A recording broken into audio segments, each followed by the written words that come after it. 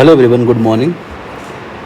आज 9 तारीख है, लेकिन हम यहाँ पे 8 मई को जो भी टॉपिक न्यूज़ में थे उनको हम यहाँ पे एमसीक्यू फॉर्मेट में डिस्कस करेंगे। जो पहली न्यूज़ थी वो किसके संबंध में थी? गवर्नर के जो प्राइमरी ड्यूटी है, कॉन्स्टिट्यूशनल ड्यूटी है, उसको लेके। क्यों? क्योंकि आपको पता है रिसेंट में वेस्ट बंगाल में इलेक्शन हुए, तमिलनाडु में इलेक्शन हुए। तमिलनाडु में थालापति की पार्टी मेजोरिटी के मतलब मेजोरिटी तो उसे प्रूव करना है, लेकिन नंबर ऑफ़ सीट उसके पास ज़्यादा आई। तो यहाँ पर क्या होता है कि गवर्नर की डिस्क्रिशनरी पावर का रोल आ जाता है, उसको ध्यान में रख के ये टॉपिक यहाँ पे बन रहा है। ठीक है, कॉन्स्टिट्यूशन के जो एक्सपर्ट हैं या सुप्रीम कोर्ट के जजमेंट है, उसका मानना क्या है कि गवर्नर को अकॉर्डिंगली पावर का यूज करना चाहिए। तो हम यहाँ पर जानेंगे कौन सी ऐसी पावर है गवर्नर की जो यहाँ पर जो गवर्नमेंट फॉर्म को लेके इंटरेक्ट करती हैं। अब अगर आप देखो गवर्नर के रोल को देखो तो गवर्नर जो है उसको अपॉइंट किया जाता है ना, नियुक्त किया जाता है किसके द्वारा? केंद्र सरकार के द्वारा। और इससे किस में मेंशन है? तो पार्ट 6 में मेंशन है किसके बारे में? गवर्नर के बारे में। आर्टिकल 153 गवर्नर के अपॉइंटमेंट के बारे में बात करता है। यहाँ पे ये बात की जाती है किसी एक व्यक्ति को गवर्नर अपॉइंट किया जाएगा। एक व्यक्ति को 2+ राज्यों के भी या एक से ज़्यादा राज्यों का भी गवर्नर बनाया जा सकता है। ठीक है ना, और वो किसके ऊपर? जो राष्ट्रपति की इच्छा के अनुसार, मतलब अगर हम देखें तो वो पद अपना धारण करता है और 5 साल इसका टेन्योर होता है। ये तो बात हो गई गवर्नर की पावर, गवर्नर की अपॉइंटमेंट के बारे में। फिर बात आ जाती है गवर्नर की पावर। तो गवर्नर की कई सारी पावर, जैसे इंपॉर्टेंट पावर 161 में आती है पार्डनिंग पावर, क्षमा दान करने की शक्ति। तो आपको पता है कि जो आर्टिकल 72 है उसमें प्रेसिडेंट के पास क्षमा दान करने की शक्ति है। 161 में किसके पास है? गवर्नर के पास है। तो 161 में इसके अलावा अगर आप देखोगे तो आर्टिकल 164 इंपॉर्टेंट हो जाता है। 164 में गवर्नर के पास पावर है सीएम को अपॉइंट करने की एंड अदर जो मिनिस्टर्स हैं उनको अपॉइंट करने की। 164 में पावर है। ठीक है ना, तो एक तो ये इंपॉर्टेंट पावर हो जाती है। तीसरा इंपॉर्टेंट पावर होती है आर्टिकल 176, जिसमें वो गवर्नर क्या करता है? एड्रेस करता है किसको? सेशन को, है ना। इसके अलावा आर्टिकल 200 इंपॉर्टेंट हो जाती है, जहाँ पे बात होती है किसकी? जो कोई बिल है उसको होल्ड करने की पावर। मान के चलिए कोई बिल है, गवर्नर को लगता है कि इसमें राष्ट्रपति की सलाह ले जानी चाहिए या इसमें कुछ ऐसी चीज़ें हैं जिससे उसे रोक लेना चाहिए, तो वो 200 के अंतर्गत उसकी पावर है। तो इस तरह से कुछ उसकी पावर जो होती है। तो ये तो बात हो गई किसके बारे में? गवर्नर की पावर के बारे में। अब यहाँ पर एक मामला आता है SR. Bommai versus union of India का। ये जो मामला 1994 में आता है, तो उसमें क्या जजमेंट दी जाती है कि जो गवर्नर की पावर है वो फेडरलिज्म को हर्ट नहीं करनी चाहिए या संघवाद को हर्ट नहीं करनी चाहिए, संघवाद के खिलाफ नहीं होनी चाहिए। तो ये किसकी पावर बात करता है? गवर्नर की पावर के बारे में बात करता है। ठीक है, तो ये आपको याद रखना, ये मामला याद रखना है। इसके अलावा 2 और कमीशन बनाए जाते हैं गवर्नर की जो पावर है उनके संबंध में। पहला कमीशन बनाया जाता है सरकारीय आयोग। सरकारी आयोग के बारे में आपने सुना होगा, जो बात करता है गवर्नर को अपनी पावर का मिसयूज नहीं करना चाहिए, कहाँ कहाँ पे लिमिटेशन होनी चाहिए, और सीएम के अपॉइंटमेंट के संबंध में भी सलाह देता है। वहीं दूसरा बनता है पुंछी आयोग, पुंछी कमीशन। ठीक है, तो ये दोनों जो कमीशन हैं, ये दोनों आयोग हैं, इसके संबंध में आपको बातें याद रखनी है। अब यहाँ पे स्टेटमेंट पहला ऑप्शन यहाँ पे ये कह रहा है कि जो आर्टिकल 356 है डील करता है राष्ट्रपति शासन से। ये बात कम्प्लीटली करेक्ट है। आपको मैंने बताया है कि 356 में राष्ट्रपति शासन के संबंध में बात होती है कि अगर कहीं पे ऐसा सिचुएशन आ जाए कि कोई पार्टी बहुमत साबित ना कर पाए या कोई ऐसी समस्या देखने को मिले, तो वहाँ पर राष्ट्रपति शासन के लिए रिकमेंड किया जा सकता है गवर्नर के द्वारा। दूसरा एस.आर. बोमई जो केस है डील करता है miss use of article 356। SR. Bommai मामला किसके संबंध में था कि जो 356 का जो मनमानी यूज होता है गवर्नर, वो नहीं करना चाहिए, अनकॉन्स्टिट्यूशनल भी डिक्लेयर किया जा सकता है सुप्रीम कोर्ट के द्वारा। तो ऐसा कहीं मामला अगर देखने को मिला तो ये भी बात यहाँ पे करेक्ट है। तीसरा, governor is directly elected by the people of states. राज्यपाल का चुनाव राज्य की जनता द्वारा डायरेक्टली किया जाता है। चौथा, सरकारी commission recommended political neutrality of governor. सरकारी आयोग ने राज्यपालों की राजनीतिक निष्पक्षता की सिफारिश की है। ठीक है, तो 1 to 4 यहाँ पे करेक्ट हो। तीसरा ऑप्शन यहाँ पे इनकरेक्ट हो जाएगा। डायरेक्टली जनता के द्वारा इलेक्ट नहीं किया जाता बल्कि इसे अपॉइंट किया जाता है। ठीक है, अपॉइंट किया जाता है, नॉमिनेट भी नहीं, अपॉइंट किया जाता है। ये वर्ड याद रखिएगा, इलेक्टेड, नॉमिनेटेड, अपॉइंटेड। ठीक है ना, पीएम भी अपॉइंट ही किया जाता है। ठीक है ना, इलेक्ट नहीं होता पीएम। इलेक्ट इसलिए नहीं होता कि इलेक्ट वो होता है जिसमें डायरेक्टली जनता का वोट इन्वॉल्व हो या किसी की वोटिंग में था इन्वॉल्व हो, जबकि अगर आप देखोगे तो गवर्नर तो डायरेक्टली अपॉइंट किया जाता है ना प्रेसिडेंट के द्वारा, वहीं पीएम भी अपॉइंट किया जाता है, ठीक है। पीएम का चुनाव तो नहीं होता भारत में, चुनाव किसका होता है, मेंबर ऑफ पार्लियामेंट के, पार्लियामेंट के इलेक्शन होते हैं, है ना, जनरल इलेक्शन जिसे कहते हैं। दूसरा ऑप्शन यहाँ पे है प्रधानमंत्री एम्प्लॉयमेंट जनरेशन प्रोग्राम के बारे में। तो इसके बारे में न्यूज़ क्या होती है कि प्रधानमंत्री जो एम्प्लॉयमेंट जनरेशन प्रोग्राम है, इसने 4 लाख से ज़्यादा माइक्रो इंटरप्राइज इस्टेब्लिश किए, लगभग 36 लाख से ज़्यादा एम्प्लॉयमेंट इसने जनरेट की है।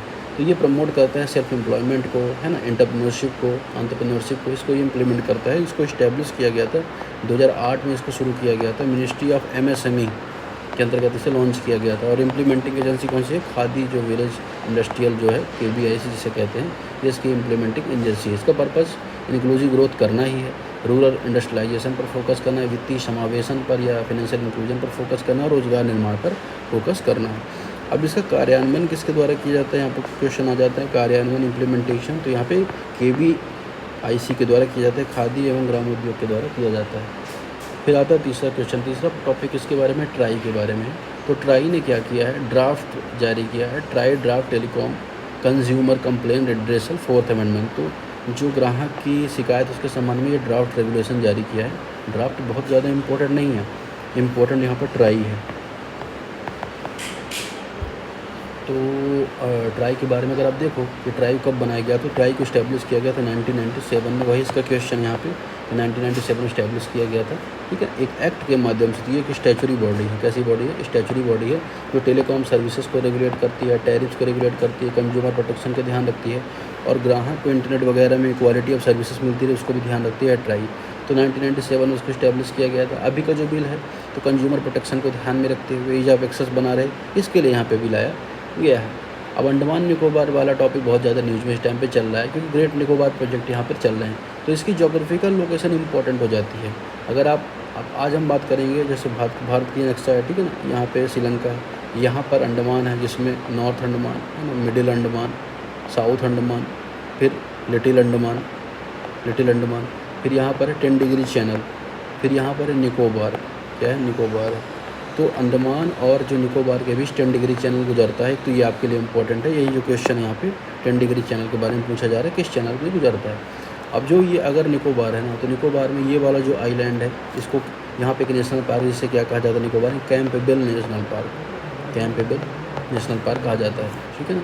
और इसके अलावा जो साउथ वाला पार्ट, उसमें आपको गलथिया नेशनल पार्क देखने को मिलेगा, ठीक है। तो गलथिया नेशनल पार्क यहाँ पे आपको देखने को मिलेगा, ठीक है।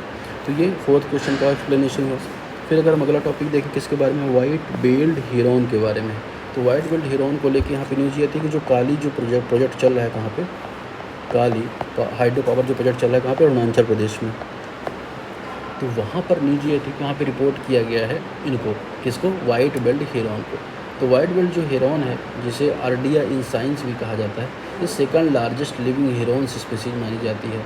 अब लीगल प्रोटेक्शन अगर आप देखो तो जो शेड्यूल 1 में है, 1971 के शेड्यूल 1 में इसको रखा गया है, ठीक है। एक तो ये प्रोटेक्शन आपको पता होना चाहिए, ठीक है। अब यहाँ पे बात किसके बारे में आ रही है, बात ये आ रही है कि भाई जो ये है क्वेश्चन क्या बने को वाइट बेल्ट जो हिरन है, IUCN किस में रखा गया, तो IUCN में आपको क्रिटिकली इंडेंजर्ड में देखने को मिलेगा वाइट बेल्ट हिरन के बारे में, ठीक है। इसका सही आंसर क्या आ जाएगा, C, ठीक है। नेक्स्ट क्वेश्चन 6 है, जियो सेल टेक्नोलॉजी प्राइमरली यूज, जियो सेल जो टेक्नोलॉजी इसका मुख्य रूप से उपयोग किसके लिए किया जाता है, जियो सेल टेक्नोलॉजी क्यों यूज होती है, CSIR जो है, CSIR और CRRI और BPCL, ठीक है ना, भारत पेट्रोलियम कॉरपोरेशन लिमिटेड, इन्होंने रिकॉग्नाइज़ किया है first road using technology textile geo cell, है ना। तो अब अगर हम बात करें तो किसके संबंध में है ये यहाँ पे पूछा जा रहा है, किसके संबंध में इसको लॉन्च किया गया, तो इसका सही आंसर क्या हो जाएगा, सॉइल को स्टेबलाइजेशन करने के संबंध में इसको लॉन्च किया गया, इसको बनाया गया है, ठीक है ना। अब ये जियो सेल टेक्नोलॉजी एक 3D सेल्यूलर सिस्टम होता है ना, इसको जियो टेक्निकल जो इंजीनियरिंग के माध्यम में इसका यूज होता है, ठीक है। बहुत ज़्यादा इंपॉर्टेंट नहीं, बस आपको जियो सेल थोड़ा सा पता होना चाहिए किसके संबंध में, जो सॉइल है स्टेबलाइजेशन के संबंध में। फिर सेकंड लास्ट क्वेश्चन आपको देखने को मिलेगा, पहला जो ग्लोबलाइजेशन के संबंध में है। ग्लोबलाइजेशन के संबंध में क्या बात कर रहा है, बहुत बेसिक क्वेश्चन ये वाला आपका है। ग्लोबलाइजेशन जो है इंक्लूड करता है movement of goods, services, capital and labour across countries, ठीक है। तो वैश्वीकरण की बात होती है, देश के बीच वस्तुओं, सेवाओं और पूंजी, श्रम का आवागमन इसमें शामिल होता है। तो ग्लोबलाइजेशन का कॉन्सेप्ट तो बहुत पुराना है, लेकिन भारत में 1991 में जब LPG रिफॉर्म्स आए, है ना, तो वहाँ पे ग्लोबलाइजेशन इंट्रोड्यूस किया गया। ग्लोबलाइजेशन का मतलब क्या है कि एक वस्तु का जो आवागमन है वो पूरे विश्व में कहीं भी हो सकता है। तो ग्लोबल जो है ना, एक विलेज की बात करते हैं ग्लोबलाइजेशन जो इकोसिस्टम है। तो ये बात यहाँ पे करेक्ट है, जो गुड्स हैं, सर्विसेज हैं, कैपिटल है, लेबर है, कहीं भी आ जा सकती हैं, वहाँ पे काम कर सकती हैं, वहाँ से इनकम जनरेट कर सकती हैं। तो ये बात यहाँ पे करेक्ट है। दूसरा, innovation ecosystem today are increasing dependency on international collaboration. मतलब कि आज का जो नवाचार पारितंत्र है अंतर्राष्ट्रीय से ऊपर बढ़ती निर्भरता रखते हैं। ये बात भी कहीं ना कहीं करेक्ट देखने को मिलती है। Protectionist economic policy always encourage long term economic competitiveness. अगर हम संरक्षणवादी आर्थिक नीति अपनाते हैं, मतलब क्या कि हम बाहर के लोगों को अपने यहाँ पे एम्प्लॉयमेंट ना देना। देखिए, प्रोटेक्शनिज्म जो पॉलिसी क्या होती है, प्रोटेक्शनिस्ट पॉलिसी मतलब क्या, बाहर के लोगों को अपने यहाँ पे आने ना देना, लोकल को ही ज़्यादा से ज़्यादा सपोर्ट करना, है ना। तो इससे क्या होता है, डीग्लोबलाइजेशन होता है, डीग्लोबलाइजेशन होता है, ठीक है। तो इससे कोई कॉम्पिटेटिवनेस नहीं आती। समटाइम्स ऐसा होता है ना कि वो गर्त में ही चला जाता है वो देश, या वो अगर हम एरिया की बात करें। तो तीसरा ऑप्शन यहाँ पे एलिमिनेट हो जाएगा, 1 2 यहाँ पे करेक्ट आंसर हो जाएगा। जिस रास्ते में यूएस भी बढ़ता हुआ देखने को मिल रहा है ट्रंप के टाइम पे, ठीक है। यहाँ पे आंसर की आपको देखने को मिलेगी हिंदी और इंग्लिश दोनों में। लास्ट क्वेश्चन है, with the reference of medical termination of pregnancy act in India. इसके बारे में स्टेटमेंट आपसे यहाँ पे पूछा गया है। अभी मैंने आपको बताया एक दो दिन पहले भी ये टॉपिक है न्यूज़ में था, जो मेडिकल टर्मिनेसी बिल है। तो हम यहाँ पे थोड़ा सा देख लेते हैं इसके बारे में। देखिए, मेडिकल टर्मिनेसी जो बिल है तो उसके बारे में क्या यहाँ पे कहना चाह रहा है। पहला ये कि जो MTP अमेंडमेंट एक्ट 2021 हुआ, इसमें जो अपर गेस्टेशनल लिमिट है वो वोमेन की इंक्रीज कर दी गई 24 महीने। ये यहाँ पे स्टेटमेंट कहना चाह रहा है। देखिए होता क्या है, अगर हम देखें तो यहाँ पे भारत में क्या प्रावधान है कि 21 माह तक गर्भपात कराया जा सकता है, अबॉर्शन कराया जा सकता है। लेकिन अगर हम बात करें 21 से 24 माह के बीच अगर आपको जाना है तो फिर क्या उसके लिए परमिशन की आवश्यकता होती है। और MTP जो अमेंडमेंट बिल है किसके संबंध में, जो मेडिकल टर्मिनेसी प्रेगनेंसी है उसको लेके। अब ये बिल क्यों लाया गया था, क्योंकि आपको पता है कि भारत में MMR जो है, मैटरनल मोर्टेलिटी रेट और इन्फेंट मोर्टेलिटी रेट दोनों ही ज़्यादा है। तो अगर इस बिल के माध्यम से जो मातृ मृत्यु दर उसको भी कम करने का प्रयास किया जाएगा, और जो नवजात मृत्यु दर उसको भी कम करने का प्रयास किया जाएगा। ये बात यहाँ पे इसके संबंध में करेक्ट है ना। दूसरा, अगर हम देखेंगे कि जो पॉक्सो है एक्ट है, मैंडेट करता है reporting of sexual offence involving minors. POCSO अधिनियम नाबालिगों के संबंध में यौन अपराधों की रिपोर्टिंग को अनिवार्य बनाती है। बात यहाँ पे करेक्ट है ना। तो प्रिवेंशन ऑफ चिल्ड्रन सेक्सुअल जो ऑफेंस है उसको लेकर जो पॉक्सो अधिनियम बना है उसमें बात यही होती है कि जो नॉन अपराध के संबंध में रिपोर्टिंग आपको अनिवार्य है। अब 24 माह कब हो सकता है, जैसे मान चलिए किसी का कोई रेप विक्टिम है या कोई ऐसी सिचुएशन है, फिर वहाँ पे 24 माह के को भी अगर हम देखेंगे क्या किया जा सकता है, अबॉर्शन करवाया जा सकता है। Abortion in India available completely on demand without any legal condition. ये तो बात एकदम करेक्ट है। आपको पता है कि भारत में लीगल कंडीशन है, और ये लीगल कंडीशन MTP एक्ट है, इसके माध्यम से इंश्योर होती है किसके संबंध में, अबॉर्शन के संबंध में, ठीक है। तो अभी मैं एक इवेंट में चल रहा हूँ, इस वजह से थोड़ा सा क्लास रेगुलर नहीं हो पा रही है, लेकिन क्लास डेली की डेली अपलोड हो जाएगी। तो डोंट वरी, देखते रहिए। Thank you very much.